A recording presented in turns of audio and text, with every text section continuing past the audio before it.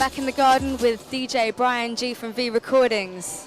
And I'd like to ask him a few questions about the future of drum and bass. What did you think? It's good. It's just good to see like live stuff coming through. Cause we used to do a movement night down here as well called Movement Live, and that was to try and encourage live drum and bass acts. So you know what I mean? It's good to see that other people are doing it as well. Where do you think the future of drum and bass is going? Do you think it's live orientated, or do you think that's going to be a separate thing from what the DJs are doing? Definitely, you know, it's definitely going more live and more visual. You get what I'm saying? You know, definitely drum and bass is like transferring into sort of more artists and live sort of things going on now. Because you know, it's been a bit late.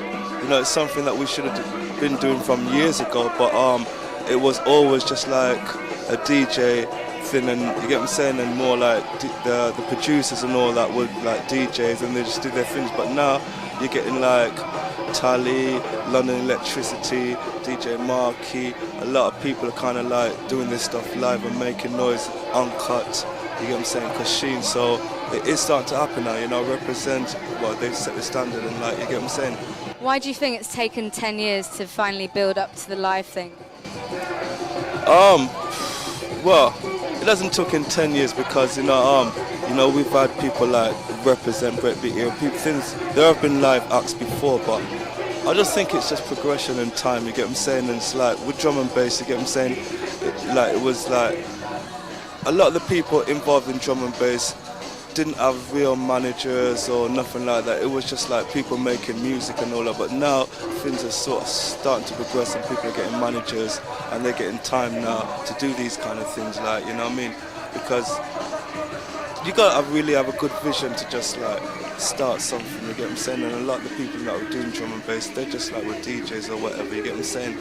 And so like I think with managers now and with proper people around them, they can do these sort of things. Do you think promoters are going to finally sort of wake up to the whole sort of live PA thing? Do you think there are going to be more live PAs in clubs?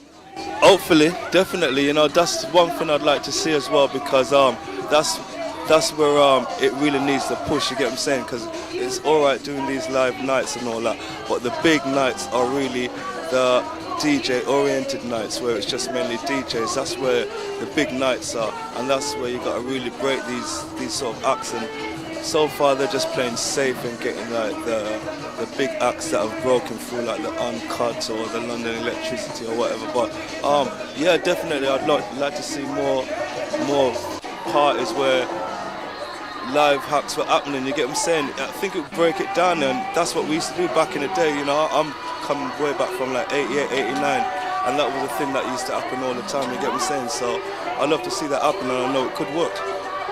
Well, going back in time a bit, I mean, I know jungle got quite dark around like 96, 97, and a lot of the true fans left the scene, and a lot of them went to garage, a lot of them went to house or hip-hop, and now with all the vocal stuff coming back, I think a lot of them have started to see the light again. A lot of them are coming back.